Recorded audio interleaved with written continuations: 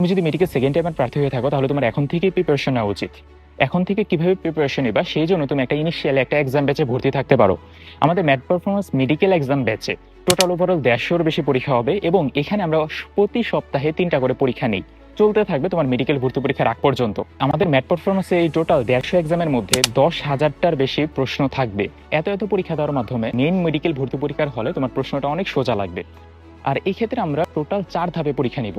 Specially প্রথম ধাপটা হবে মেডিকেল সেকেন্ড টাইমারদের জন্য, যে ধাপের মধ্যে আমরা ইনিশিয়ালি একটু টাফ কোশ্চেন করার চেষ্টা করব এবং এখানে জিকে আর ইংলিশ একসাথে অ্যাড করা থাকবে, যেটা রুটিন মাফিকভাবে তুমি পরীক্ষা দিতে থাকবে। সেকেন্ড ধাপের পরীক্ষাটা থাকবে নর্মাল, যেরকম আমাদের মেডিকেল স্ট্যান্ডার্ড পরীক্ষা ওরকম নর্মাল মেডিকেল স্ট্যান্ডার্ড পরীক্ষা।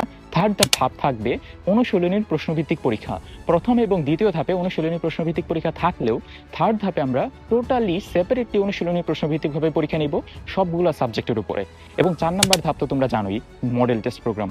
এখানে মডেল টেস্ট প্রোগ্রামে যতগুলো মডেল টেস্ট প্রোগ্রাম নেওয়া পসিবল হয় এবং দরকার হয় ততগুলো মডেল টেস্ট প্রোগ্রাম আমরা নিব এবং মেডিকেল ভর্তি পরীক্ষার আগ পর্যন্ত তোমার মডেল টেস্ট প্রোগ্রাম চলতেই থাকবে। এই সবগুলোও যদি শেষ হয়ে যায় তারপরেও আমাদের নতুন আরো অনেক ইনিশিয়েটিভ আসবে সামনে। ফার্স্ট টাইমারও হয়ে থাকো তারপরে তুমি মেডিকেল এক্সাম ব্যাচে ভর্তি হতে পারো আগে থেকেই অ্যাডভান্স একটা প্রিপারেশন নেওয়ার জন্য। তো অফার শেষ হওয়ার আগেই ম্যাথ পারফরমেন্স মেডিকেল এক্সাম ব্যাচে ভর্তি হয়ে যাও।